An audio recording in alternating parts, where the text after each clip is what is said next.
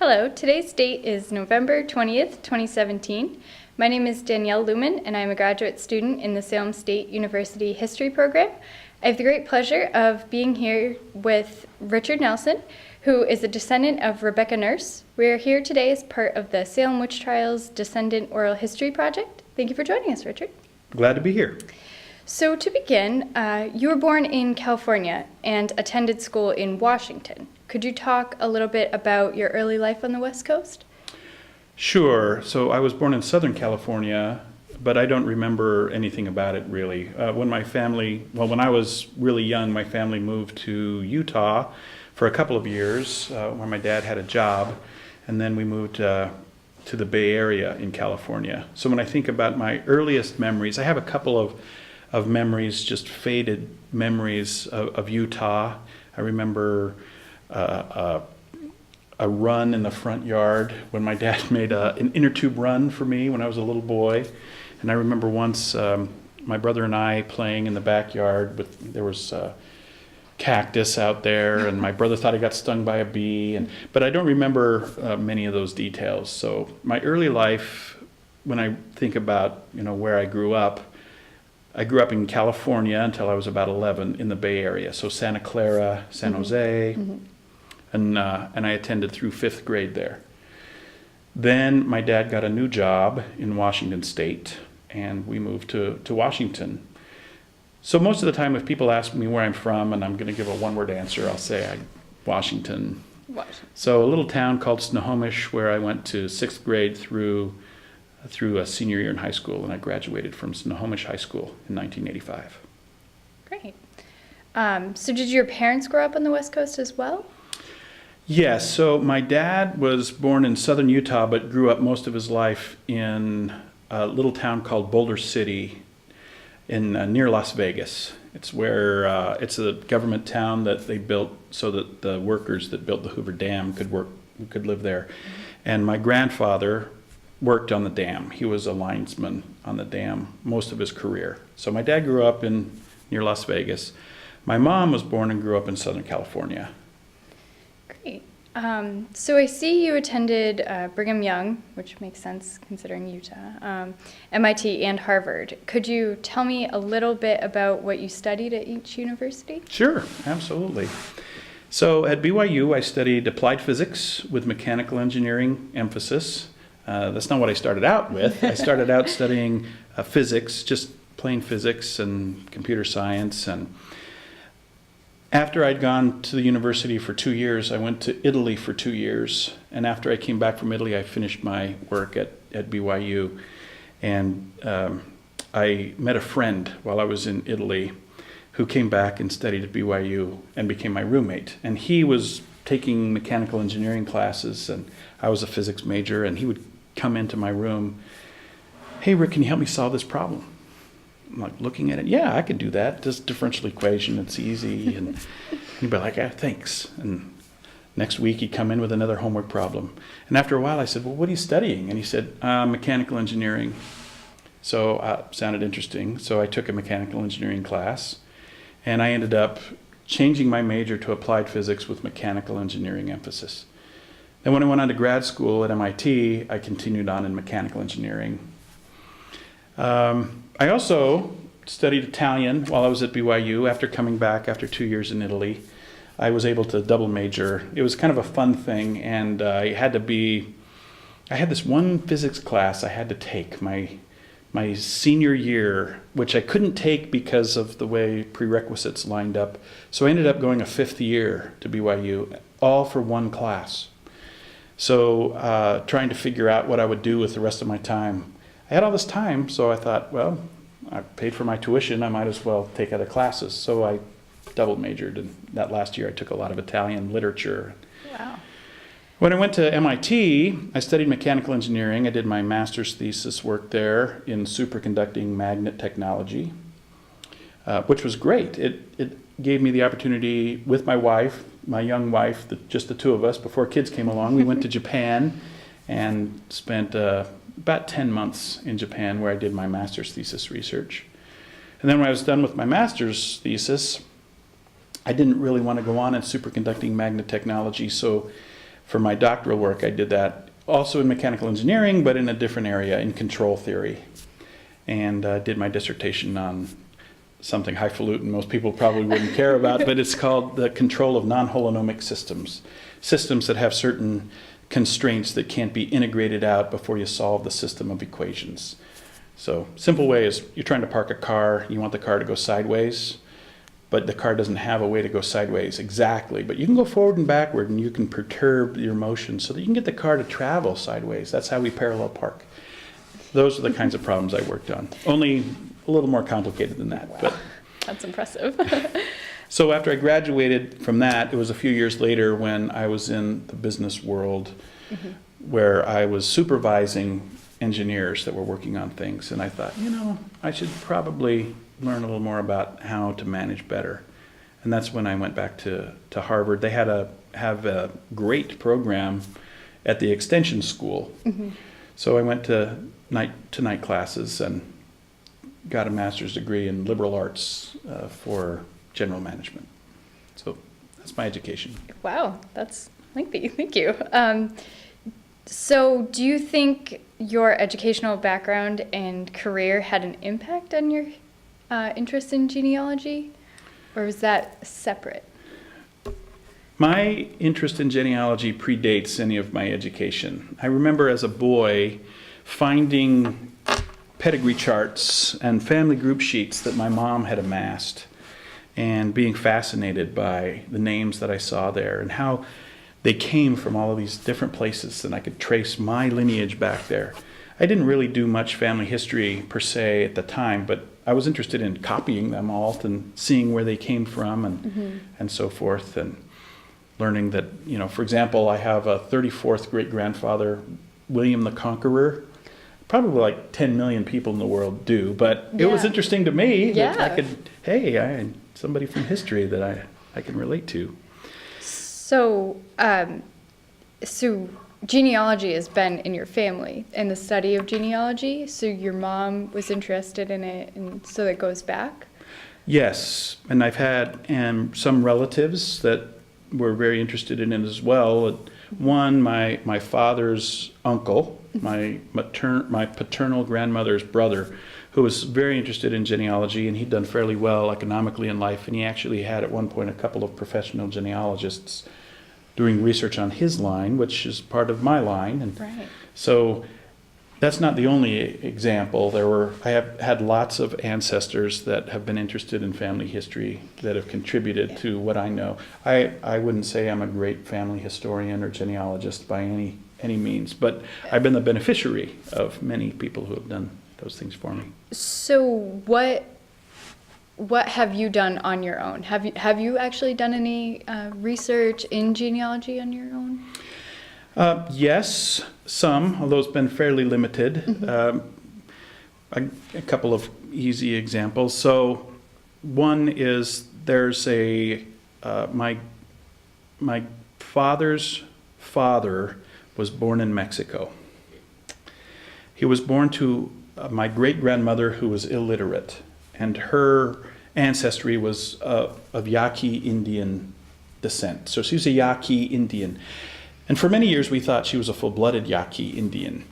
But in doing my one of those DNA tests, 23andMe, I did 23andMe, and it turns out that she's only part Yaqui Indian and part Spanish. So she's not necessarily full-blooded. We thought that for a long time.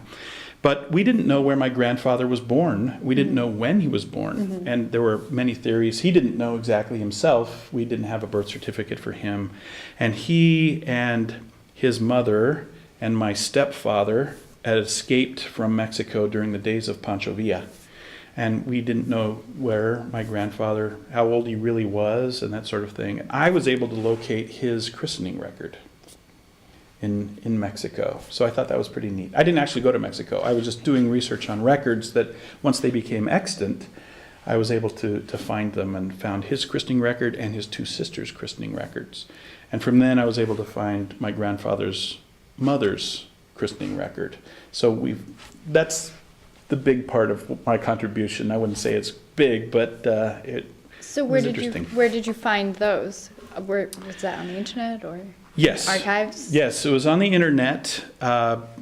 Well, it was an index on the internet, and I found his name, at least what I thought was his name.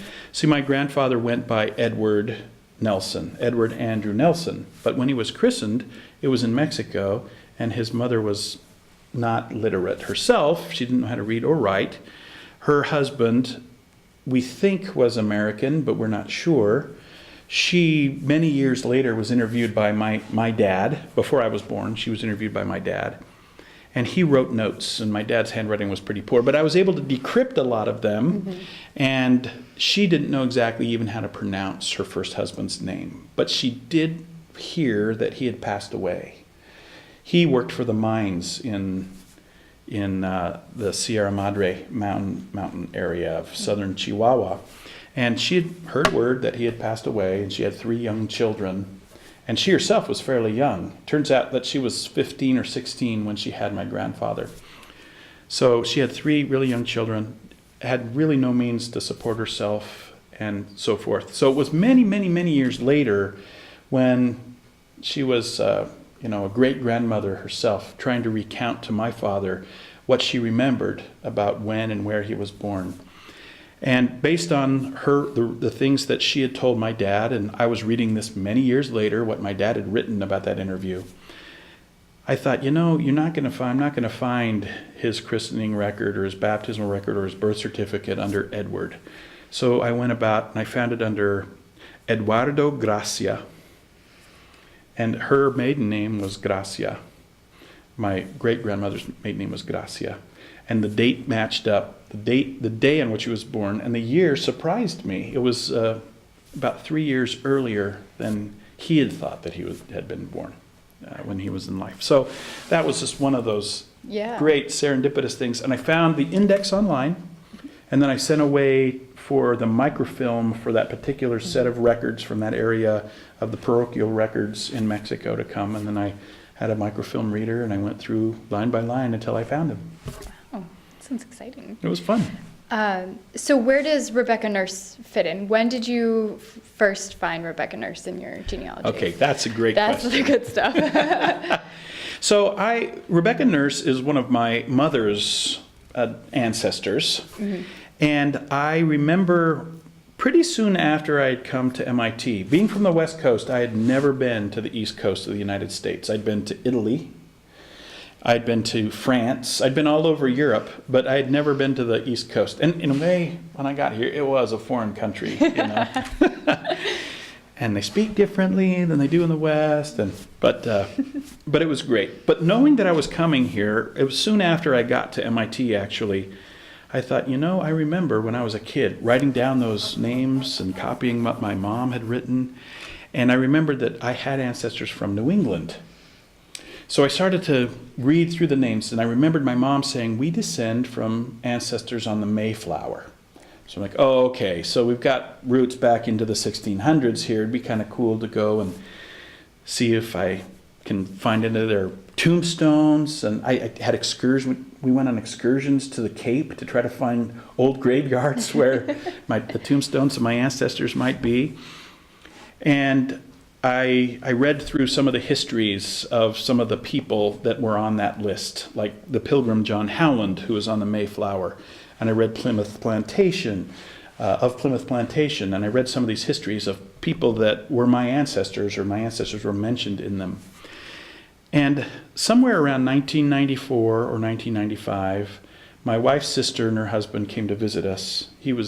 My brother-in-law was at Princeton at the time, and they drove up probably for Thanksgiving, like we are right around this period of time we're sitting here right now. And they hadn't been here to New England before either, and so they said, hey, let's go to Salem. So we went to Salem, came here to Salem, I suppose, and we went to the Salem Witch Museum, right across the street from the main park or quad there, the grassy parky area. And when they talked about Rebecca Nurse in there, I'm like, a light went off. I remember that name on my ancestors' rolls. I remember writing that name down, and so I became very interested. Rebecca Nurse. And I went and I bought her biography in the Salem Witch Museum, and I read it with fascination, and that's how it started. So, and that, you know, her maiden name was Town. I didn't know that at the time. It was Rebecca Nurse, 77-year-old pious woman who was, you know, one of the 19 witches executed in 1692 on Gallows Hill, and I thought, I've got to know more about this.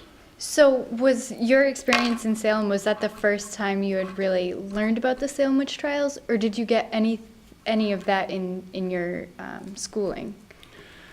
So I remember in high school, we read The Crucible. Okay, yeah. But it didn't mean a whole lot to me because I didn't realize that I had an ancestor who was an intimate part of that. Right. It wasn't until I visited that Salem Witch Museum and I heard the name and I remembered the name that was part of my ancestry. Of course, I went home and I'm like, pull out my pedigree chart. So here it is. I do descend from her. And that was the first time it really connected. And then it became much more meaningful to me. Great. So how did your visit to Salem, so did you have any preconceived notions about Salem, or were you just a blank slate when you came to visit? Oh, no. I mean, we had heard about the Salem witch trials. We studied them in high school a little bit. Like I said, not only literature, but, you know, when we had American history. To me, and as I think back, it was just a dark period in U.S. history where science wasn't big. And, of course, growing up, I studied science. Physics and math Right. were my thing, and engineering.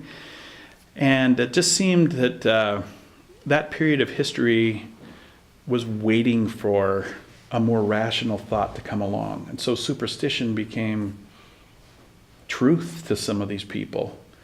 And it was a scary time. I'm glad I didn't live then. So what do you find most intriguing about Rebecca Nurse and her role in the Salem witch trials?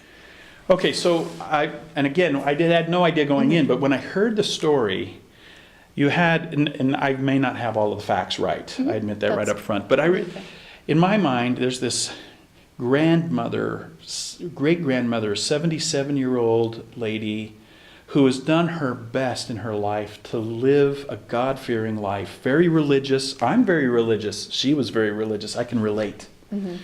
And she's put on trial for something. Maybe she understood better because she lived in that age than I would about how the superstitions affected the accusers and the judges and the jury. But when I heard the story of how she was on the stand and testified and the jury was going to let her go, they couldn't find anything wrong with her, you know.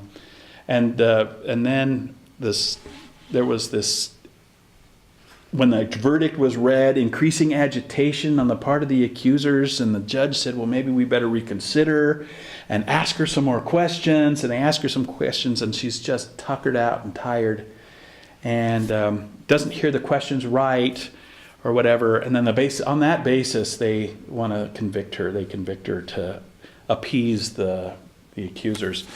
I thought, I'm really proud of her, at least, for standing up for what she believed and doing her best to the end live a God-fearing life. And I'm glad she didn't cave in a way. I mean, it's easy for me to say because it's not my life on the line. But I'm glad she didn't cave in and say, you know what, I'll just confess to this to save my life. No, she's to the end professed her innocence and was happy to, you know, and go and meet her God. Wonderful, thank you. So what are the biggest lessons that you take away? I mean, you kind of discussed this, but take away from her experiences. And so if you were explaining her role to, say, your children, how would you explain it to them? That's a good question. Thank you. Well, part of it, I think, is wrapped up in what I was just talking about. Right. The example that she set in the face of things that weren't, the way we see it now, weren't fair. Mm-hmm. It's a cliche, life isn't fair. And there can be people that do really mean and cruel things to you, and you can stand up for what's right, no matter what they do to you. And the worst thing they can do, I guess, would be to take your mortal life away. But she believed in something higher than that. She believed in a spiritual life that was more important than this mortal life.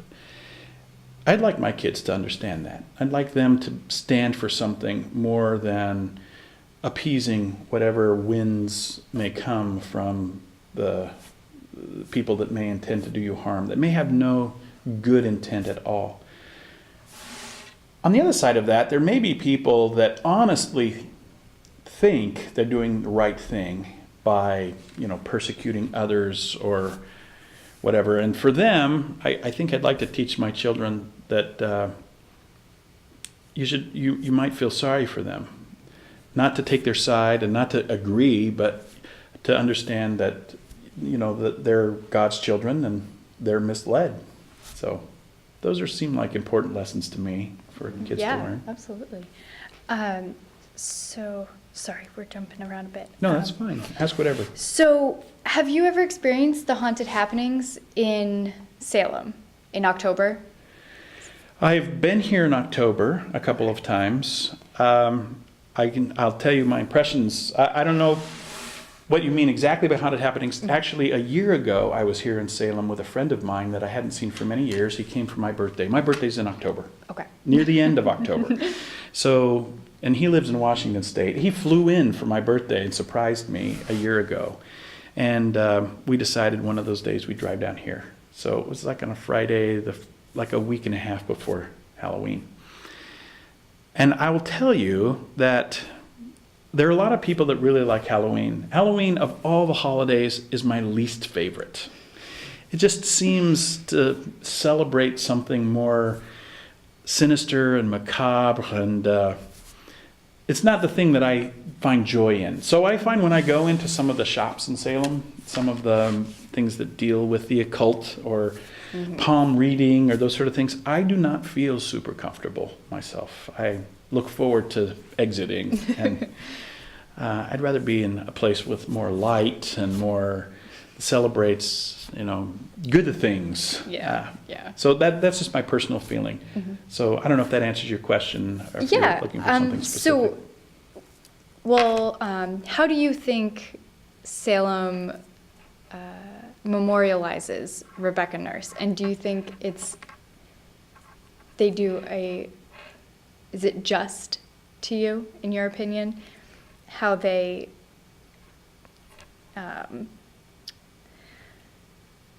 how the Haunted Happenings is basically the entire month of October, and they have many events celebrating Halloween and Witch City and all of that. So how do you feel that it's adequate how Rebecca Nurse fits in there? Yes. Okay. I think the answer would be yes, and I'll tell you why. Because the museum, that one museum, I know there are many. I've been to many. I've been to the jail. I've been to about three or four of the museums that specialize in the Salem witch trial stuff.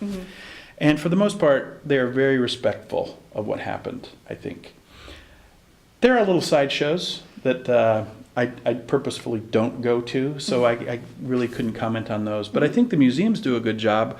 I think as a whole, the town does a good job. Maybe there's this sort of, after 300 plus years, there's this kind of collective guilt around what happened to them. Interesting. So a couple of years ago, for my birthday, I think it was 3 years ago, my wife gave me a membership in the Town Family Association. Okay. And a year and a half ago in the summer, there was a reunion. There's a reunion every year for the Town Family. And we went a year plus ago. It was in Providence, Rhode Island, the reunion. And I got to meet some of my, 10th cousins, other descendants from the Town Family.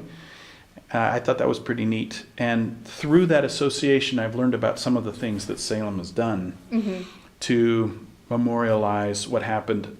I think not to memorialize the death of my ancestor and the others that died there, but to remember what happened to them.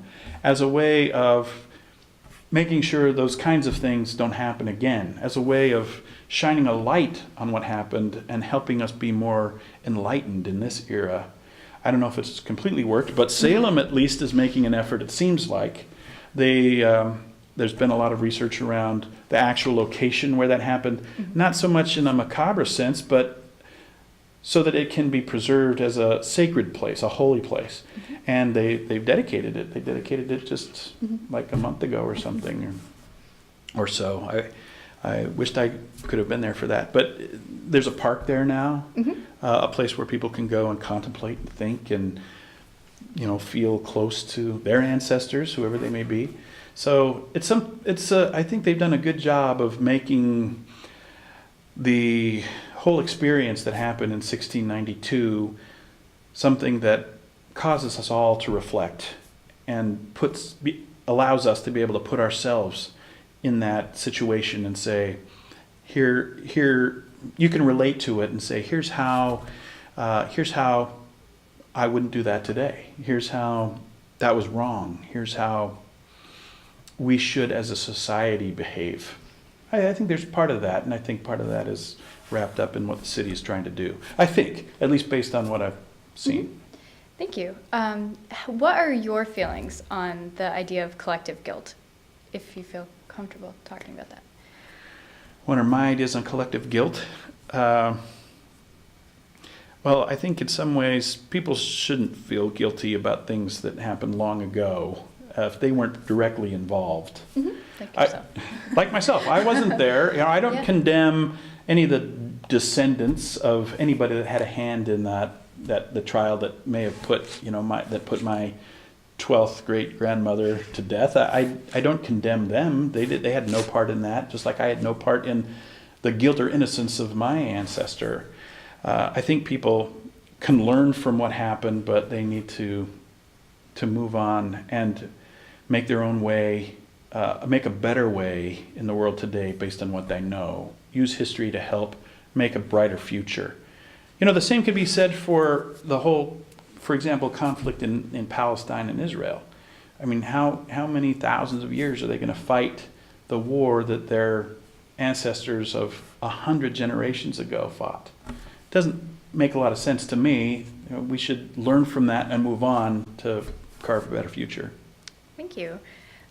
So during your lifetime, have you seen a change in the public understanding of the Salem witch trials throughout time?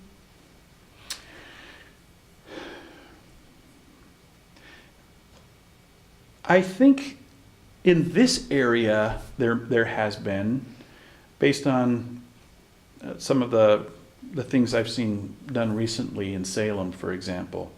I'm not sure how much that's propagated beyond beyond Massachusetts or even this area of northern metropolitan Boston. But at least in this area, I think there has been this movement toward understanding better the hysteria that happened there. I would hope. However, history seems to want to repeat itself, and there are examples of, I think, thinking today that continue to show there's discrimination, there's misunderstanding, there's racial inharmony. There are lots of social problems that are very similar to what happened in Salem. We think we're more enlightened. We think we've learned a lot in the last 350 years or so, but we still have those problems. So I'd like to say yes, maybe in some ways yes, in some ways no. Thank you. So what are your feelings on the depictions of the Salem witch trials that have been featured in Hollywood? I know before you talked about reading The Crucible in school.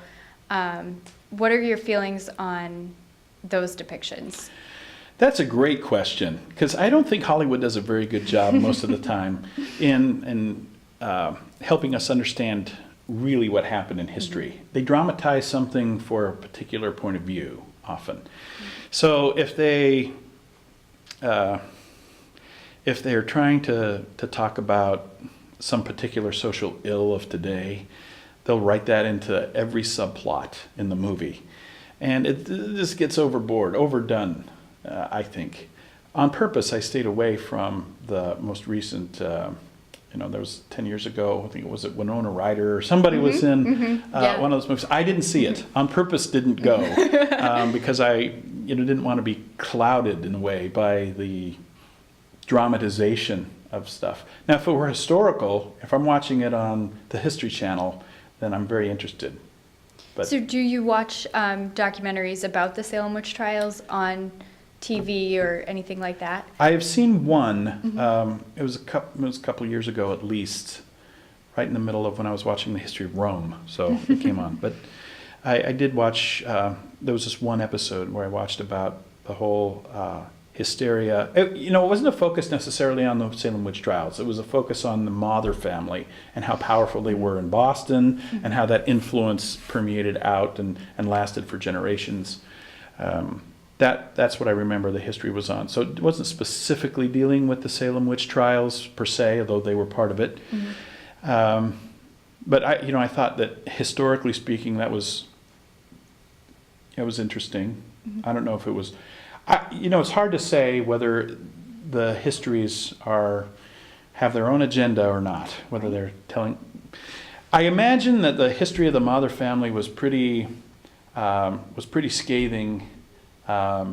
During more recent times, it'd be pretty scathing because there's this need to condemn what happened at Salem in 1692, and so it might, in order to, with this social conscious or this collective guilt, there may be this need to really castigate the Mather family, expose them for all of the bad things they were. I tend to be a little more reserved in judgment. I don't agree with most of the things that happened in terms of the trial and how it was done, but I realize that there's a period of enlightenment that's happened over the time. They may have really believed that they were doing something good, that they were religious zealots at the time, trying to purge the community of some wicked, evil thing. I don't know. I can't be judge and jury for them. I can't look into their hearts at this point. So I think documentaries can, and movies for sure do, go overboard in trying to portray something as good or evil. Often they want you to see things as black and white, when in reality, things are usually gray. It's very true. So that ends my questions. Okay. But is there anything else that you would like to add that we didn't talk about today, or? Maybe one thing, if I go back sure. and just talk about the example that Rebecca Town Nurse has given me and for my children, and the things you were talking about before. I group her in with my other ancestors that came on the Mayflower and during that whole time period. I also descend from John Lothrop, that you may know was also exiled from England because of his beliefs. So the whole 1600s for me are a period of immigration of my ancestors. A lot of them came here during the 1600s to try to find a way to worship God the way they wanted to worship God, according to the dictates of their own conscience, and have the freedom to be able to do that.